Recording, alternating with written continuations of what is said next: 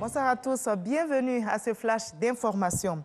Le PND 2021-2025 dévoilé à l'Assemblée nationale, la ministre Nialé Kaba explique aux députés le plan national de développement, le PND, traduction de la vision du président de la République, Alassane Ouattara, de bâtir une Côte d'Ivoire solidaire, met en avant la modernisation équilibrée de toutes les régions et l'émergence d'une économie ivoirienne fortement orientée vers l'industrialisation et le bien-être social. On y découvre que le taux de pauvreté devrait chuter à environ 25% en 2025 contre 39% aujourd'hui. Et qu'en est-il du RGPH qui vise à terme également à planifier le développement? La ministre du Plan du Développement, Nialé Kaba, vient justement de faire le bilan de l'opération de recensement général de la population et de l'habitat entamée, vous vous souvenez, le 8 novembre dernier. Et bien sûr, 31 régions, 2/3 des populations ont été recensées. L'objectif des 95% visé a été dépassé selon la ministre Nialé Kaba qui appelle donc les retardataires à se mettre à jour puisqu'il n'y aura plus de prorogation après le 14 décembre. Abou Sanogo. Port-Boué, quartier Sojefia, commissariat. C'est ici que la ministre du Plan et du Développement, Kaba Nialé, a débuté sa tournée d'inspection. Objectif, s'enquérir des conditions de travail des agents recenseurs et du niveau d'avancement de l'opération. À Abidjan, nous avons beaucoup de quartiers qui ont largement dépassé les 90%. Atekoubé a dépassé les 95%. On est en train d'y arriver progressivement. Abidjan se verdit, mais nous avons encore des noyaux durs, Cocody-Bingerville. C'est des communes très peuplées.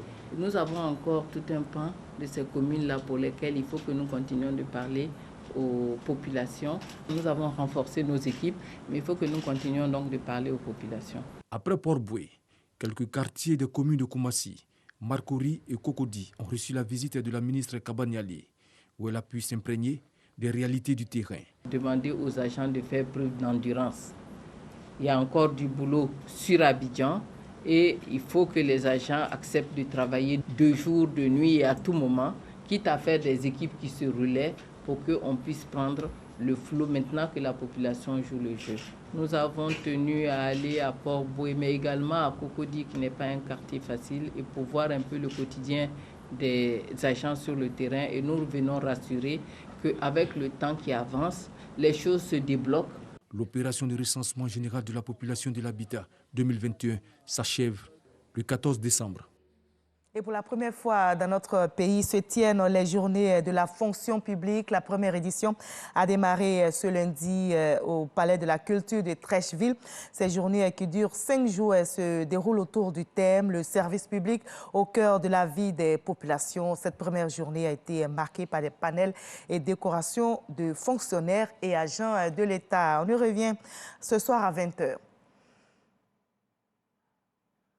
À l'étranger, au Burkina Faso, des marches ont été organisées ce lundi 13 décembre à Ouagadougou et dans toutes les grandes villes du pays pour rendre hommage à Norbert Zongo, journaliste assassiné il y a 23 ans aujourd'hui. Les proches du défunt, notamment Robert Zongo, le frère du journaliste, souhaitent toujours que la lumière sur les événements du 13 décembre 1998 soit faite.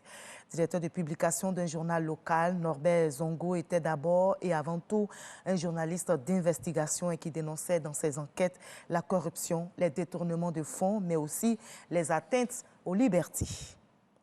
Le Conseil des droits de l'homme de l'ONU a décidé aujourd'hui, lundi, de tenir une réunion extraordinaire sur la situation en Éthiopie, pays en guerre depuis plus d'1 an, à la demande de l'Union européenne.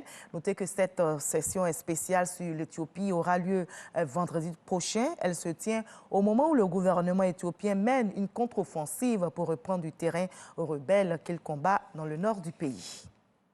Kofi Olomide est relaxé en appel pour agression sexuelle sur 4 de ses anciennes danseuses. Absent du tribunal de Versailles pour le délibéré, absente donc, la star congolaise de la rumba est en revanche condamnée pour séquestration et cope de 18 mois avec sursis et d'une forte amende, 72 000 € repartis entre les 4 victimes.